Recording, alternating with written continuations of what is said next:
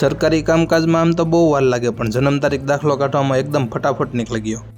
તો good morning ને જય શ્રી કૃષ્ણ મિત્ર. જોયું તો તડકો ફૂલ થઈ ગયો હતો ને આમાં ઘડિયાળમાં જોયું તો હજી 6:45 જ થયા હતા. પછી આંખ્યું સોળીને ફોનમાં જોયું તો ખબર પડી આ તો 8:30 થઈ ગયા છે. હાલો જાગીને હવે ફટાફટ મસ્ત મજાને રેડી થઈ ગયા છે. તો હવે હાલો હવે ફટાફટ ઉતાવળ રાખો ખાવાની. ખાઈ લીધું પછી વાગી ગયા હતા 8:45 ને આ બાજુ મમ્મી ઘી એવું રેડી કરતા. ઘી તો નહીં પણ આ માખણ આવતા હતા. હાલો તો માણકીની ચાવી ચાલુ કરીને પહોંચી ગયા સીધા ખાતે ને આ બાજુ જો મસ્ત મજાની તડકી નીકળી. તો હાલો વાતુના ગપાટા પછી મારશું, હવે કામ કરવા મળવી. થોડુંક કામ હતું એ પતાવીને પછી હું ઘર સાઈડ નીકળી ગયો. ત્યાંથી પછી છે ને કામ થોડુંક હમણાં ફ્રી થઈ એટલે થોડુંક આ દાખલાનું છોકરાનું બધું કામ હતું એ હાથમાં લઈને કાગળિયા ને એવું લઈને મસ્ત મજાની થેલીમાં એક પેક કરીને નીકળી ગયો હું કાગળિયા બનાવવા માટે. અને અહીંયા દેવાભાઈ નાઈ ધોઈને રેડી થઈ ગયા છે ને એને સ્કૂલે જવાનો ટાઈમ થઈ ગયો. અને હું સરથાણા જગતનાકા નવી ઝોન ઓફિસે પહોંચી ગયો ને ત્યાં જઈને જન્મ તારીખ દાખલાનું ફોર્મ ને એવું લઈને પછી થોડીક વિગત ને એવું વાંચીને પછી મેં ફોર્મ ને એવું મસ્ત મજાનું ઇંગ્લિશમાં ગુજરાતીમાં ભરીને પછી ફોર્મ જમા કરાવ્યું. ત્યાં ઇન્સ્ટન્ટ મેલ આવી ગયો. મેલમાં જન્મ તારીખનો દાખલો આવી સિસ્ટમ સારી આવી ગઈ છે. મસ્ત મજાની સિસ્ટમ કહેવાય. આ સિસ્ટમ આપણને ગમી ને હું પછી સીધો જ નીકળી ગયો ખાતે જવાનું. થોડોક તડકો લાગતો હતો. ખાતાનું થોડું ઘણું કામ પતાવીને હું સીધો જ પહોંચી ગયો ઘરે ને જમવાનું રેડી થઈ ગયું. તો જમી કાઢવીને પછી મસ્ત મજાના ગોઠલી કોને કોને ભાવે કોમેન્ટ કરી દેજો ભાઈ, આપણને બહુ મજા ખાઈને પછી ખાવાની. અને પછી મેં કરી દીધો તો પિનલને વિડીયો કોલ આપણે સિવાયને જોવા માટે. પણ સિવાય થોડોક સાફ સફાઈ હતો એટલે વિડીયો કોલ પછી કે કરું એમ કરીને